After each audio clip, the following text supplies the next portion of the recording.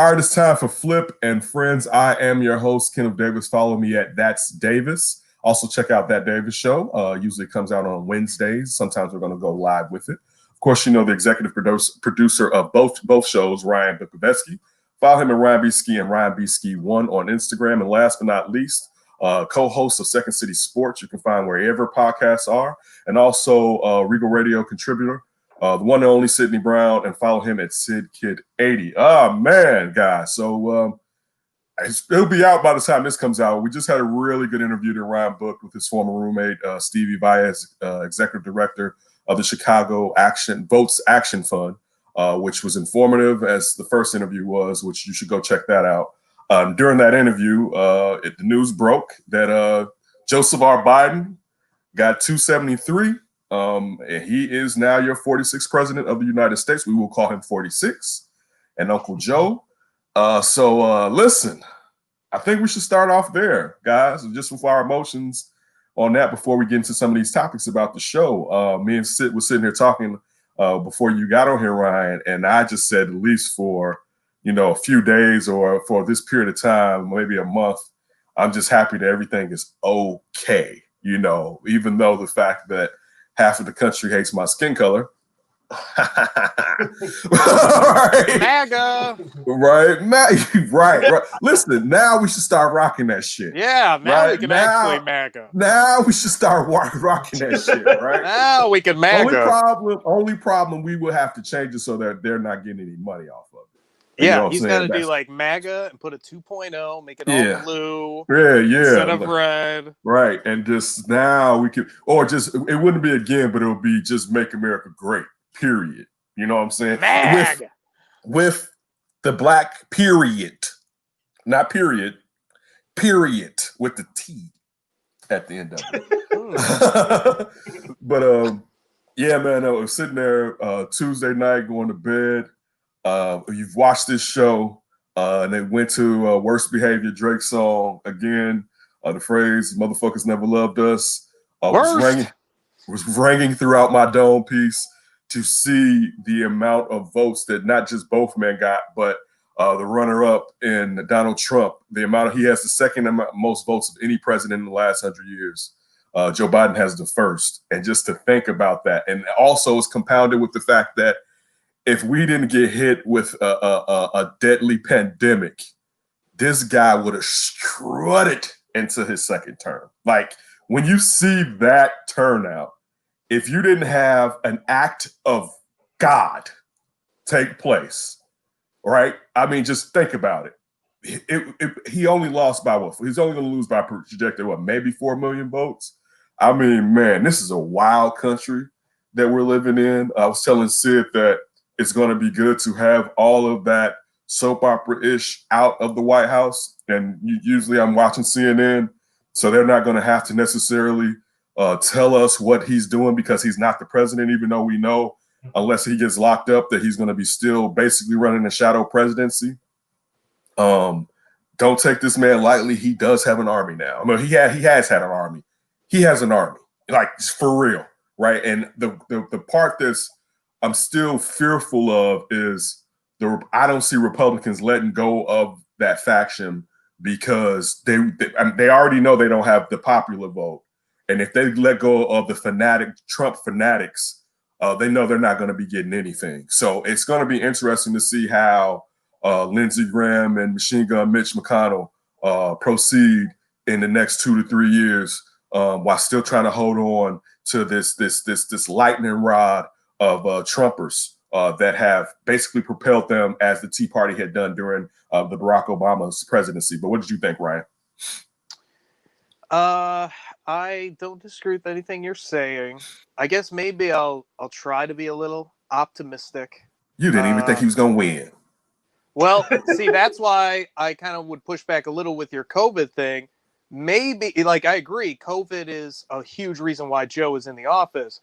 But maybe if the DNC actually picked a person that people could get behind and not just vote out Trump and fill in the blank with Joe Biden, maybe that would have energized the country a little bit more.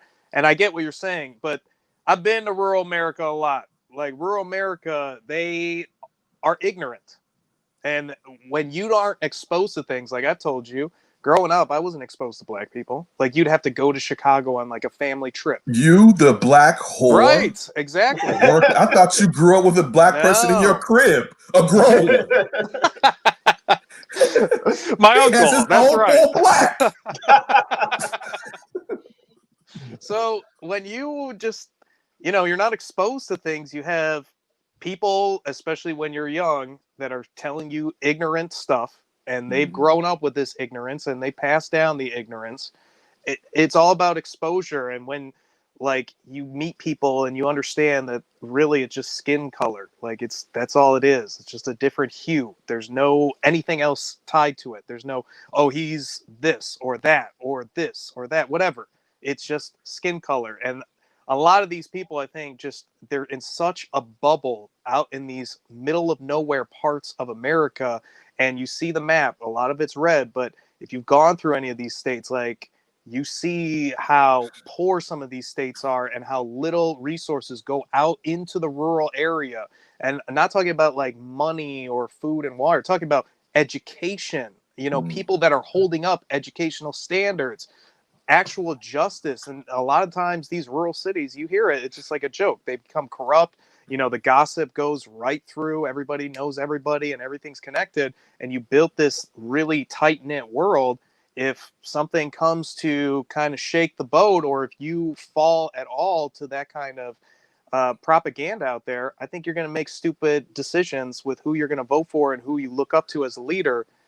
That being said, I don't know what you do to solve the problem. There has to be more of an effort, I think, to get these rural areas like up to date. It's like we're in a first world country with a third world country like shadowing outside of our major cities and especially the populous states.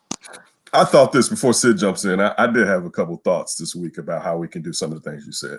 So listen, Montana and Wyoming, we go and we make cities. All you really need is about 20,000 people, right? And we could take over their electoral college votes, and we could run it with an iron fist. We got to call the Wakanda in Georgia and tell them that's the wrong state now. We got to move. Like a progressive fist. But listen, let me ask you this, because when you say what you said earlier about the pandemic, and I'll say why I disagree with it. Bernie, they would ban Trump would have used socialism against Bernie so hard. Well, hold on. I get that I really liked Bernie, but it's also we're talking about two extremely old white men. Like there was a lot of options before Bernie. But I'm gonna go. I'm gonna keep going. You would have had the same issue with Elizabeth Warren, all right, and the fear of sexism, because that's part of the reason that Hillary didn't get it, outside of some of the stuff that she said in the past. But some people, and the weirdest part is women who don't believe a woman should be president. All right. So any woman that you would have run, you would have ran up against that. Now, if she was a woman of color, you really would have had a problem with her necessarily taking down Donald Trump. You know what I'm saying? Like, this is why when it was the Dean Davis, or it was still the flip, it was the flip then, now it's flipping friends. And me and D used to tell you that we didn't want it, but you had to run Joe, because some of these people who want to feel like the old times, they still want the necessarily the narrative to be quote unquote progressive or not this toxic nature, but they still want some familiarity, and that's an old white man. You know what I'm saying? And I think that helped. I do believe, I know, like we said, check out the interview with Stevie Baez, and we know this.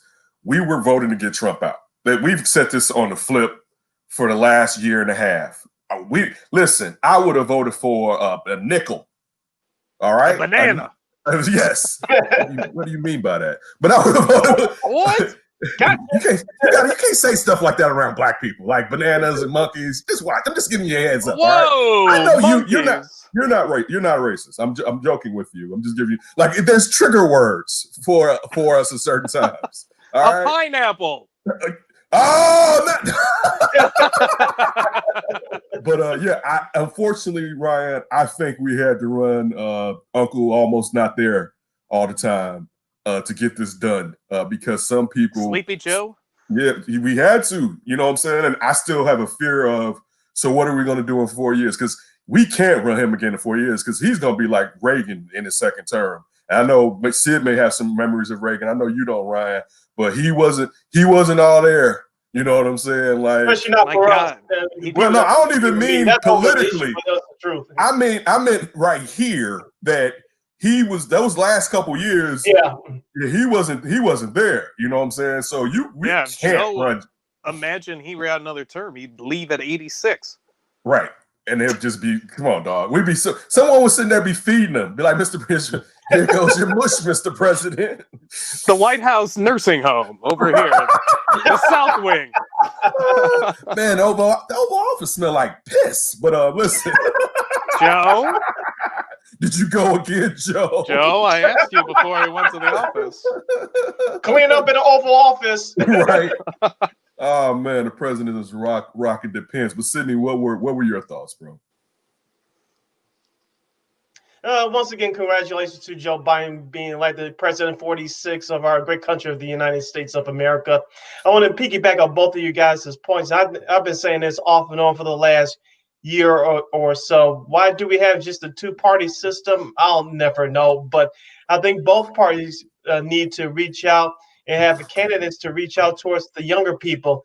I don't want to have age discrimination on my mind, but like we talked about before, we had two 70-plus-year-old men that we had to elect, had the choice to elect to run our great country.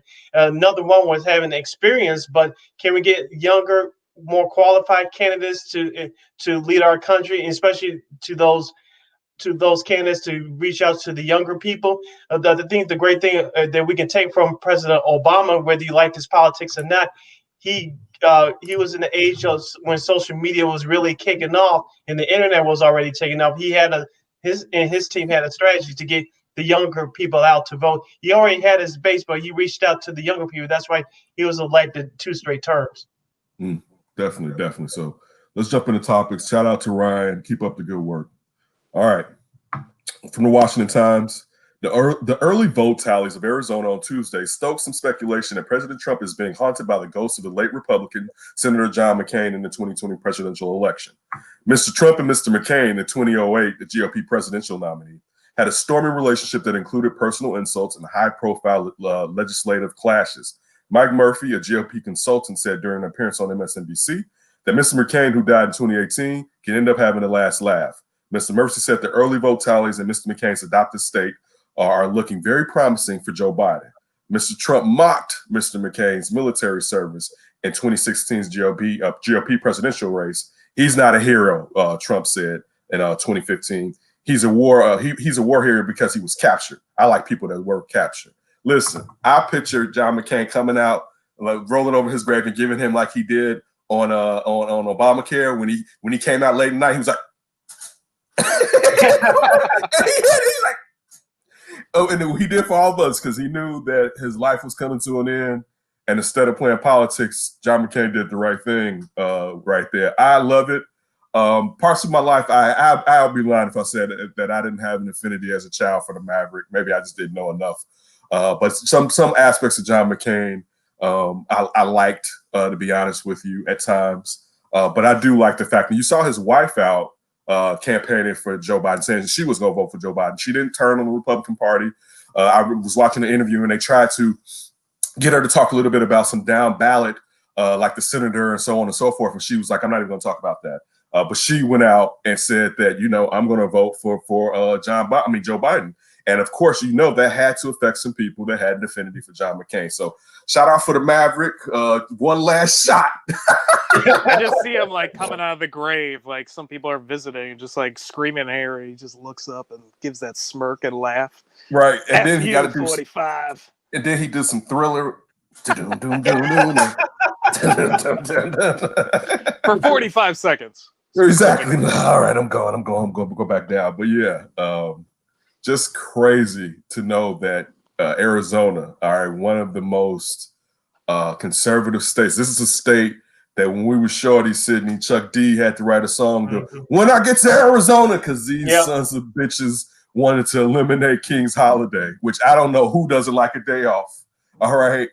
So just to let you know some history, because some people may be young and don't know some of the history of Arizona and just some of the things that they've done down there in Arizona. And for that state to go blue. Because even like Phoenix, of course, Phoenix propelled it, and Tucson and so forth. But I have a family member in Phoenix, and it's not like a hotbed of blackness. All right, I know it's a metropolitan area, but it's not like the South Side of Chicago or Detroit or these other cities with Milwaukee. You know what I'm saying? Like Pittsburgh and Philadelphia. You know what I'm saying? I mean, so that one wasn't just on us.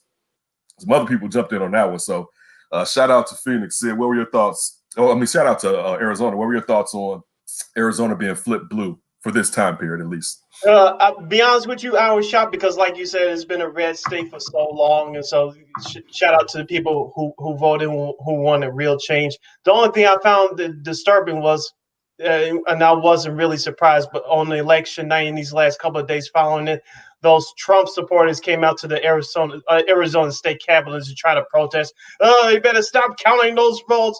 This is rigged. This isn't right. No, they wanted them to count in Arizona, though, Sidney. That was he wanted them to stop. You're thinking of the Midwest, Sid, where he Philadelphia. To stop the vote there. Yeah, but not Philadelphia, because that was No, sorry. Yeah, but that's the joke, Sidney. Trying to get things in their favor. I was like, wherever the final results were, you're just gonna have to accept it. Go ahead, Ryan. Well, that's the joke, right? Like, he wants You- the counting to keep going, Stop and here. the states he's losing, Yeah. Exactly, and keep going. and in the there. states I'm winning, Yeah. or whatever. Leave Nevada and Arizona open because Yeah. there's a chance Keep I count. may come back. Keep counting. But Philadelphia and Georgia, you Let's and wrap up Pennsylvania. Right. Wrap it up. Yeah. So definitely shout out to all these states for coming, just getting rid of this son of a bitch. And I hate talking like that, but it's just facts, man. If you don't like it, you don't like it. You know what I'm saying? There's something wrong with you. I hate to say it. Maybe you need to break it down to me. But this isn't how the most important office in our country should have been ran. It shouldn't have been something that was used to prop up his businesses. That's something that, like, the fact that he can't get prosecuted on getting richer while in the White House from the dignitaries and people that stayed in his hotels, from the deals that we don't know that are going to go on in other countries, if not keep going on, the secret bank account that he has over there in China. You know what I'm saying? Like all this stuff that if it was any other president, I won't even go Barack Obama. If it was Barack Obama, if this was Bill Clinton, they would have been on his ass. Believe you me, Bill Clinton got some dome. All right. And they impeached his ass. All right. For some dome. All right. He lied, but it was just some dome. All right. I'm just playing. I'm doing facetious. He just wanted to say that a few more times. Well, still, the power dynamic in that relationship between Bill Clinton and Monica Lewinsky is improper. So even if she's an adult, still there. I mean, it's the same with an employee where there's a power dynamic that you may not necessarily be able to say everything is quote unquote consensual. So I'm joking, but I'm also going to show you the serious side of it. All right. Stacey Abrams, who earlier this year was on a short list of, this is NY Times, was on the New York Times rather, was on a short list of potential vice presidential candidates, was ultimately not chosen by Joseph R. Biden Jr. But on Friday, as Mr. Biden took a narrow lead in Georgia, it was Ms. Abrams who was celebrated as a sign of her remarkable ascent as a power broker since her failed bid for governor 2 years ago. My president. She's my president. I'm just letting y'all know that.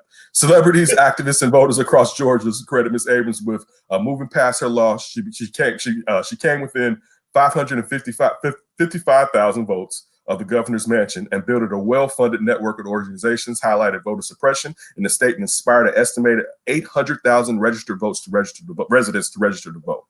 You have to build the infrastructure to organize and motivate your base, and you have to persuade people, said Jason Carter, a Democrat who was the party's candidate for governor in 2014. Stacey built that infrastructure, and Donald Trump's presidency energized that infrastructure, and it opened up voters to persuasion who were previously not open, particularly in the suburbs.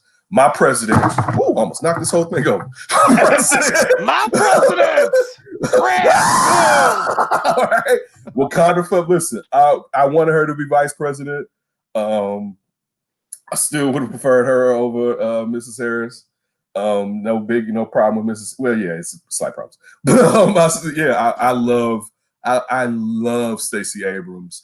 I wish America could really get to know her, because I think she would be an excellent president for this country. I think Stacey Abrams should be the first female president for this country. I felt like that for over a year and a half to 2 years, perhaps. I didn't think that's a jump though, to go from losing the governorship to jump all the way into being a president.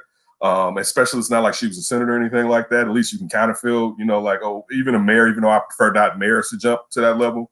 But yeah, I love me some Stacey Abrams, and I look forward to her having a long career and doing a lot for all of America, but in particularly our people. And she did a fantastic job. And also shout out to Mayor Lance Bottoms down there in Atlanta too, because she definitely helped out also. What did you think, Sydney? I'll be honest with you. I don't know that much about Stacey Abrams. I know a little. We know why you don't know a lot about it. Is that what you think, Brother Bunker? You don't like it. The big sister ain't necessarily the taste of Sydney's dish. Which part of that is not the dish? Go ahead, Sid. But I'll say this. The question is, will America be ready for a first female president, especially who's African American? And whether we want to admit it or not, and this is no personal shot at Stacey, but are you ready for, or I hate to say this, a negative stereotype, especially of a Black American female to be your president? I think most of America will not be ready. She can have all the credentials in the world, but we all know that, especially in public office and politics, is an image game. And I don't think there's a big section of America, including some people that look like us, that's not ready for that. You can have all the qualifications in the world, but you don't like what you see on your television.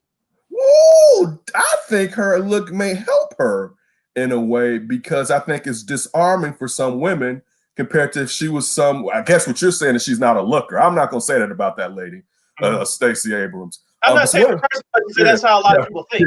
Yeah, brother. Yeah, we got you. But listen, this is one of the reasons that I've championed her. She is a card carrier, or I don't know if she still is, but she's a card carrying member of the NRA.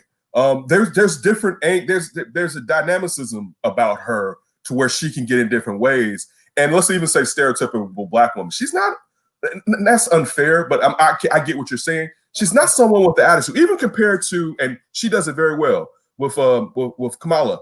Kamala. I know I messed it up, but that's why I say Mrs. Harris with Vice President Harris. So I got around that now. I don't have to do that. With Vice President Harris, I love how when there's certain Senate meetings and she takes apart people, you can definitely see her background as a prosecutor. But some people will consider that having an attitude. Stacey Abrams isn't like that necessarily. So I do think there's a disarming factor to her. That's why I said if America gets to know her. But I'm with you, Sydney. I said this on the second interview we did with Stevie Baez of Chicago Votes. One thing that I know now, we're not getting a Black president for a minute. And I mean, that's just the truth. He said he hoped. I'm like, if you had to break out Joe Biden, I told after an election night, y'all better start going to look for the next white hope. You know what I'm saying? Because that's the only way it's going to work right now, man. Because this country, especially when there's still a threat of Donald Trump running again at 78, all right? And Donald Trump still going to have his 40% that are backing him and causing confusion.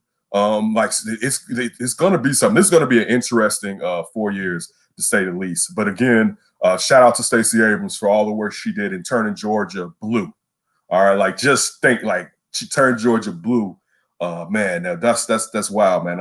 It makes me happy to see. The ladies, they're making the difference in this year's election. Talk about Stacey Abrams. We just talked about Cindy McCain in Arizona. Good one, Ryan. They're coming out. They're coming out. Kamala is doing a great job. Yeah, Vice President Harris. So I got the name right. I can say it. Oh, Kamala. All right. So listen, Chris Hemsworth's personal trainer, Luke Zocchi, I believe it's Zocchi, revealed that the Thor actor threatened to fire him. This is from Yahoo. If Luke joined The Bachelor as a contestant. He told No. The Bachelor is where he's the main guy and he gets all the women contestants. The Bachelorette's when it's the woman. And right here. Right here. It says this is the article you sent me, Ryan. It says that if Luke joined The Bachelor as a contestant, you're right.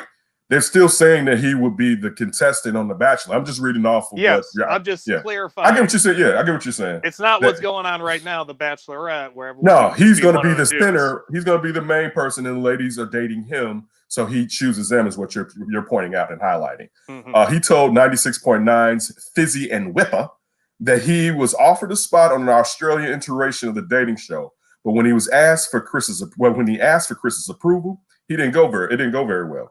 Ashley didn't get it, but I said no, Luke said. I actually said to Chris as a joke, if you go on The Bachelor, I will fire you. This is what Chris Hemsworth said. Even though Chris nicks Luke shot at the rose, it seems that Luke is just doing fine in the dating department. The 37-year-old fitness guru says he's no longer single for the first time in 13 years. And he's been out there getting it. I finally got myself a girlfriend. It took a pandemic. She's a Swedish backpacker. He added. So like I said, if Jody he a fitness trainer, he ain't had a relationship in 13 years. He been long stroking a decent amount out here in the street. Jody said the pandemic made him settle down. All right. He's like, look at these abs. Look at him. Well, that's the what if. Would you rather continue your career being the trainer for Thor, or would you leave his ass to go on The Bachelor and take your pick of all the women that they would have? Clearly, Thor pays well. Yes, and because let's assume you don't automatically get another celebrity trainer either. Right. It's clearly Thor pay. I mean, also you got to think the traveling that he's done. He's on set. You've seen this guy with Chris Hemsworth in different hotels, because you see like the workout he does even without equipment or whatever. Like just how hard Hemsworth goes at it. Because look, you can gain celebrity from being on The Bachelor and Bachelorette. That's definitely plenty of people have done it. But I don't know how many of those people can monetize it for a prolonged amount of time. So I'm sure that's like, yeah, I come out here, I do this, I got a year and a half, and then I'm done. But I basically get, another decade that Chris Hemsworth's easily going to be an action star? You know what I'm saying? And also I get to hang out with Thor. Listen, part of the reason my man is out here long stroking is because Thor is married, so somebody's got to take all that droppage falling all over. Hey, I'm on set. Thor can't do it. I can do it. Let me help you. Abs. Yeah. So what did you think, Sydney? What would you do? I should say, Sydney. What would you have chosen? Initially, I would have gone on The Bachelor and then get all the women that I can that I like. But like you said, you keep your income longer with that job. You'll still be able to get women, but maybe not in masses. But the money's speaking right. I'm keeping that job. Why did we ask him? I don't know why we asked him. We know his answer. I know it. Listen. Can we ask the producer for the female contestants beforehand? Can you get a sneak peek? Can I decide after then? Listen, Sydney would be like 45. They'd be like, your season is over with The Bachelor. Sydney be like, I'm not going nowhere. He was have lawsuits. Brown has barricaded himself in the Australian Bachelor. They'd be like, you better bring them new girls up in here. I'm not leaving. Right? I didn't find love. Right? I didn't find it. I thought I was supposed to find love. Listen, wait, are you talking about the legal votes or the illegal votes? I need a recount. Recount those roses. I don't remember giving one away. Give me a new one. Basically, you're not getting Sydney out, period. All right. Switching over to something to do with the pandemic that's going on. This is from Yahoo. A nasal spray that blocks the absorption of the SARS-CoV-2 virus has completely protected ferrets, and it is tested on according to the small study released Thursday by an international team of scientists. The study, which was limited to animals that has not yet been peer-reviewed, has assessed by several health experts at the request of the New York Times. If the spray, which scientists describe as a non-toxic and stable, is provided to working humans, it could provide a new way of fighting the pandemic. A daily spritz up the nose would act like a vaccine. Having something new works against the coronavirus is exciting, said Dr. Arturo Casadevall, the chairman of the immunology at Johns Hopkins Bloomberg School of Public Health, who was not involved in the study. I can imagine this being something big in our arsenal. The spray attacks the virus directly. It contains the lipoptides cholesterol particle linked to the chain of amino acids in the building blocks of proteins. This particular lipotide exactly matches the stretch of amino acids in the spike protein of which the pathogen uses to attack a human airways and lung cells. So listen, we may be able, I get you get your vaccine on, right? Because I got to get back to being able just to be a little regular. Give me that 2.0 sides. 2.0, not 1.0 vaccine. What if 2.0 vaccine came out in a year after? 3. I don't know. I may get to a point where I just break down, dude. Like that's what I think you're wavering. I may too. I may. Because also it's going to also depend on what happens with schools. Because if it gets to a point where they're going to force our children to be back in schools, or also could depend on jobs. Now, luckily enough with my job, probably this extended remote thing. Because I work remote 2 days out of the week anyway at my gig. It's fine. And also we have the situation where a lot of jobs are realizing that perhaps they don't need to have these fantastic office spaces if the work can be carried out from home. But I would love to have something that feels like it's protecting me. I don't know the long-term effects, especially spraying something up your nose every day. I may have a sinus infection right now, and I was looking at some of the things to do to combat it. And I remember when I graduated from high school, that and we're kind of gonna get to some high school stuff at the end of the show. That my mother always had sinus problems, and she would like take me to get medicine from the hospital.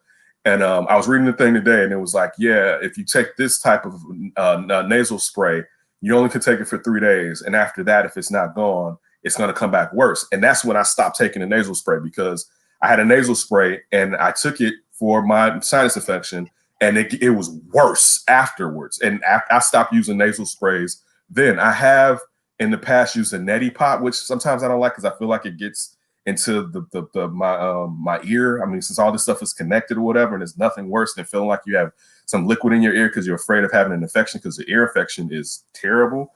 But yeah, I'd probably do it. So Ryan, since you spotting off, what would you do? And what would you do about the 2.0 if it was a year from now? I don't know. I'm still feeling very iffy about this vaccine. I guess I would have to do some research. The thing that scares me about it is like, how much is this Russian to try to get profit? And I really care that everybody stays healthy from it without long-term side effects. I don't think that that's really the goal here with the vaccine. I think it's trying to like get COVID out of here right now. And if there's some long-term effects, we'll figure it out later on. I can agree with that. That's what I'm like a little concerned about, but I guess no matter what, you're not going to be able to extrapolate 15 years of data on no matter. What are we going to get to 15.0 before you feel comfortable with getting a new vaccine for Corona? Mm-hmm. So I probably wouldn't do the nasal spray personally, because I've just never been good with nasal sprays. I've never liked them. I've gotten them before for allergies and stuff, and I just never would really use them. I guess this is a little different because it's COVID, allergies, you're not going to die if I don't take it. So whatever, I'm just dealing with it. But I guess the spray would be kind of nice if you're still kind of being somewhat in quarantine. Well, in quarantine, then if you do go out, you have some kind of alternative to go out there with. And if you're not going out every day, you wouldn't have to take it every day. You can just take it when you want to do it and when you want to go out. But I think I'm probably on course to break down just like everybody else, and probably just get that stuff. Just go back to normality, I guess. I don't know. COVID fatigue is real. I've found myself in some situations that was like, what am I doing? Especially how we have locked down batting the hatches. Sometimes I've been outside and it's like, yeah, I'm wilding out right here a little bit for what's going on. So I'm definitely with you, Sydney. But one other thing is like, the thing is the long term. I can't get over that. Like, I would love to know from doctors what they think. Like, can we ever really know the long term effects of a corona vaccine until it's been long term with a corona vaccine? 10 years was the usual length of time to figure out a vaccine and the potential downsides of a vaccine. And even going along with that, that still doesn't, you still may have a problem extrapolating the rest of someone's life with what that vaccine may necessarily do to their body. So I'm with you, Sydney. If let's say you are a woman, does the vaccine mess up if you go through menopause later on in your life? Something like that? I don't know. A shout out to you thinking about the menopause. Sydney, I care. I know you do. Sydney, what would you do? I mean, you're one of us that you every weekday you're going to your job, so you have to be around people. So there's some different considerations that you probably have. What would you do in the situation? Would you take the nasal spray, and also how soon would you be open to taking a vaccine?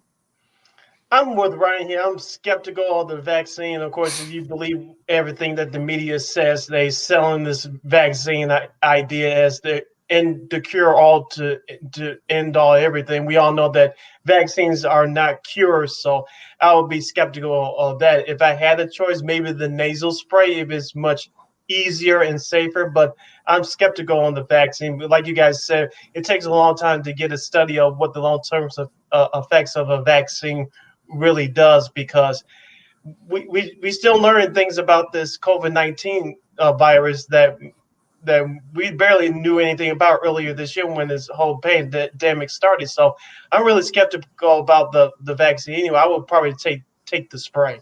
Oh man, breaking news: the Trump, those people driving in those herds or whatever, driving down Cottage Grove right now, causing confusion. I'm joking. They got lost. They wouldn't make it out. You really don't want to do that, especially with Vaughn being shot and killed the other day morning. This isn't with Chicago's youngins. This is the time you want to be in the city right now. All right. Listen, this is from People. Russian oligarch Vladimir Muragov, also known as the Sausage King, because he owns several meat processing factories. Yeah, that's why. Was killed in a sauna with a crossbow after masked intruders broke into his estate near Moscow. According to Reuters, Muragov was at home in his sauna with his partner when two intruders tied them up and demanded money before shooting him with the crossbow on Monday. The woman was able to flee out of the window and alert the police, to BBC reports. By the time police arrived, and this is from People, the 54-year-old Muragov was dead. While inspecting the scene, investigators seized the crossbow the man was shot with. Russian investigators committee said in a statement from the AFP reports that the attackers allegedly stole Muragov's car, which was later discovered in suburbs of Istra, a town near Moscow. According to The Guardian, one of the alleged suspects was taken into custody and refused to speak with the police. The man acquired the crossbow in a shop in Moscow and was directly involved in the attack on the businessman. The investigation committee said, and this is from The Guardian, in a strange twist, police allegedly searched the suspect's apartment on Tuesday and found an elderly man there handcuffed to a bedpost. The man was allegedly being held captive and forced to sign over his apartment in Moscow, The Guardian reports. At the scene, the police took the person to custody who allegedly was guarding the handcuffed man. Police said the suspect arrested in the murder was also allegedly involved in the scheme to extort apartments from the Russians. Dude, the crazy thing about like Russian thugs, they really have their hand in every single thing. If you ever see, I can't remember this show. It's a show that studies supercars, and I don't want to say necessarily and different myths or stories about supercars. And there's a story about what's it, the four? What's the Pacific Coast Highway? This guy was in 66. I believe it was a Lamborghini. I can't remember. He was going through Malibu.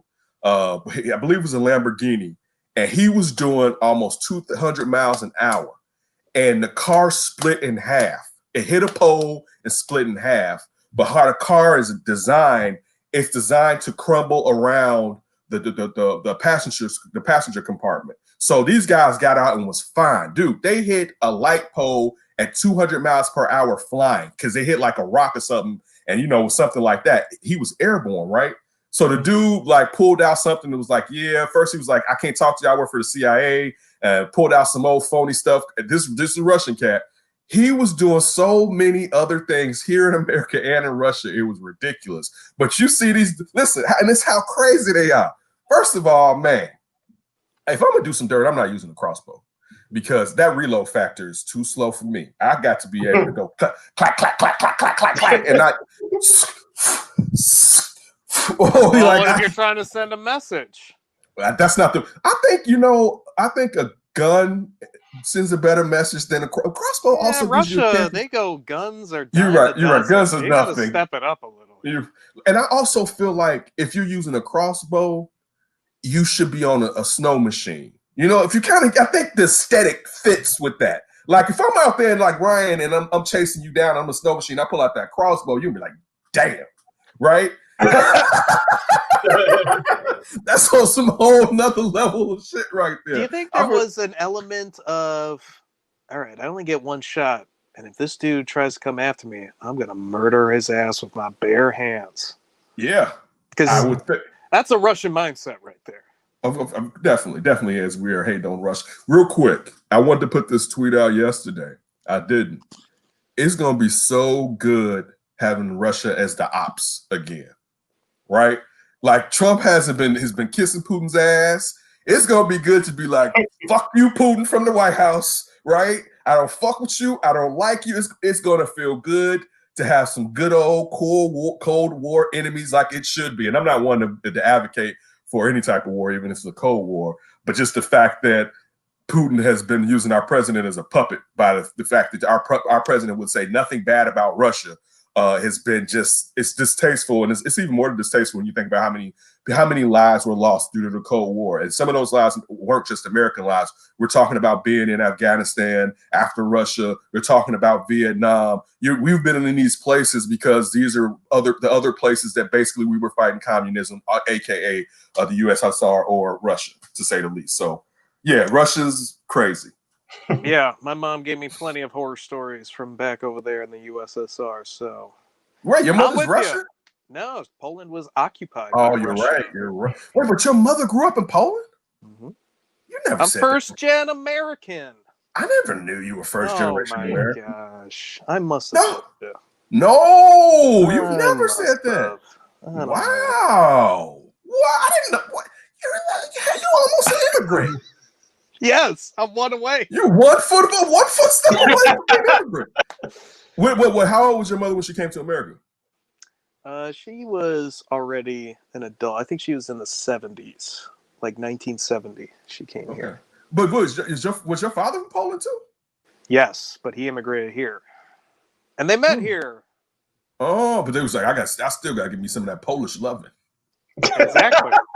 That's why you come to Chicago, baby. Second biggest Polish population outside of Warsaw. Yeah, we got like three others. I think 3 other nationalities where we're like that too, where we're like really up there high. I think maybe Serbians. I believe. I don't know if it's Serbians or Croatians, but I mean, they're cousins to me. I think a lot of Polish people have moved on from Chicago too, because there's not as like all the old Polish neighborhoods are basically gone. So, it's called White Flag, bro. Yeah. Reading y'all out of here. Sid, what do you think of the crossbow and the old man shackled to a radiator to get his apartment out of him? Real quick. Hold on, listen. I'm gonna come back for your ass in this apartment shit. I'm about to go take this crossbow and kill that motherfucking sausage. Right. Okay. Even though I do not personally advocate any violence unless it's seriously for self-defense, a gun would be more powerful and quicker. But I would like to try the crossbow just one time. Just one time. On a person or just one time? I said just one time. I didn't say it was a regular time. Now I used that killing on my person a while ago. All right, guys. Last one. What was the #1 pop song from the year you graduated from high school? Sydney, do you know? No, I do not. Mine. Wait, Sydney, what year did you graduate? You graduated in 98? 99. 99? So summer of 99. Yours was Believe by Cher. Believe. Love after love. I can feel it. Oh, man. Inside yourself. It was just really confident far enough. all naked. No. Leaving love after. You know, when I think about Cher, it makes me sad to think about how Sonny died. It's just always goes across my mind when I think about Cher. Anyway, I could see what would Sydney dancing to Believe in prom, No. summer of '99. Mhm. Oh no. What about you, Ryan? With D in that prom. Right, too, right, just right. looking. Basically, Mine was Beyonce, baby. what song? Irreplaceable, 2007. Mm. Look at you, so young. I love that. That might be my favorite Beyonce song too. I don't know why, but I really like that song. Wait. That's the "You Must Not Know About Me" joint, right? You must not know about. Yes. That's, Yeah. I bet you just had your hand on your hip when that shit was going on. No, see, I hated it. I hated it at first because it was so overplayed on the radio. It's kind of like New York State of Mind. I really like that song, but I hated it for a that's while a good one. because That's it was always on the radio 24/7. And that was the same thing with Irreplaceable. But Mark Jackson, Mr. NBA, got me back in when he was calling the finals. Like this was early Mark Jackson when we're getting used to the corner three ball corner pocket kind of stuff. And that was very new and fresh for a broadcaster because a lot of times they do the old cliche stuff. And he used it was Rondo and the Celtics against the Lakers. He's like, Rondo pulls the Beyonce to the left. And that song got stuck in my head and I started listening to it more and more. I was like, damn, you know what? This is a pretty good song. I love the Queen Beyonce. I do not put on Beyonce songs like that. Very rarely. And I love some of her songs I have enjoyed. It's just I respect her as the queen, but that shit ain't necessarily for me. Mine's unfortunately was the number one song. And I'm going to talk about more than the number one song because this shit didn't work where I was coming from. Was the Macarena. Was Wow, I didn't think we'd get worse than Believe by Cher. I'll take it. You know what? I may take the Macarena off. No way.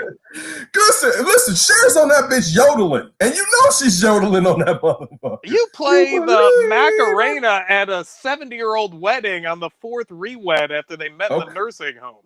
You know what? What I got one for you. Which one gets more replays?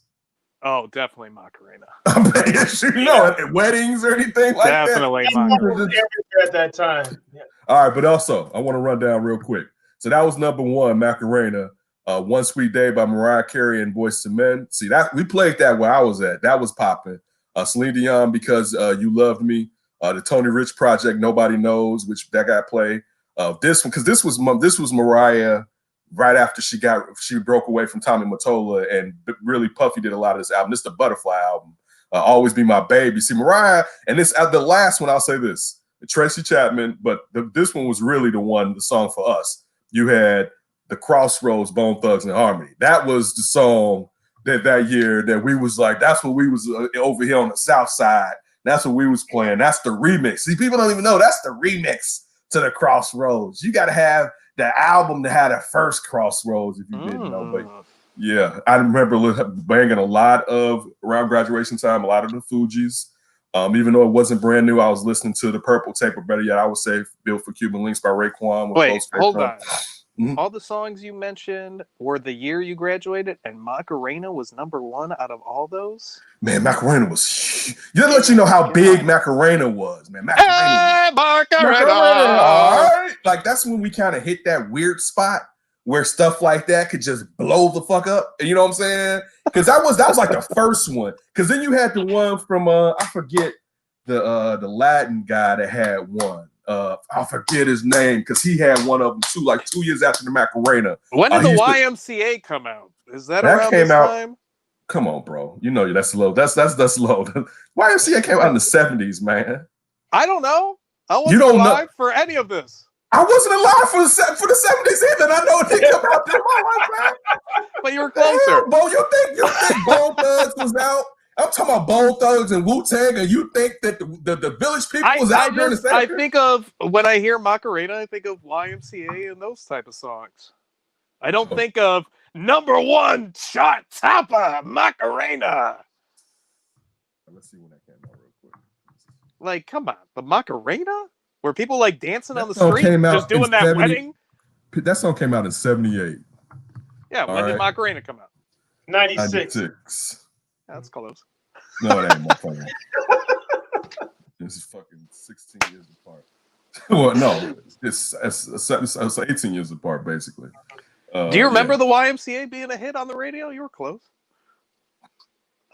No.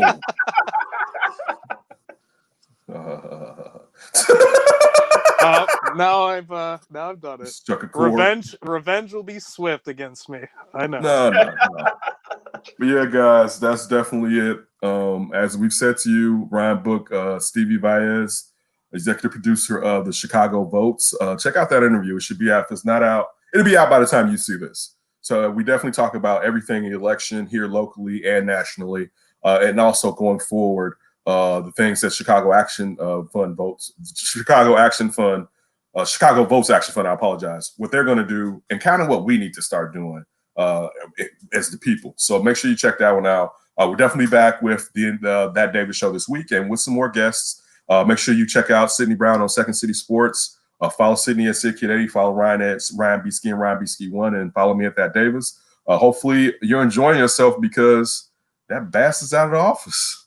Officially for now. Sydney. We gone.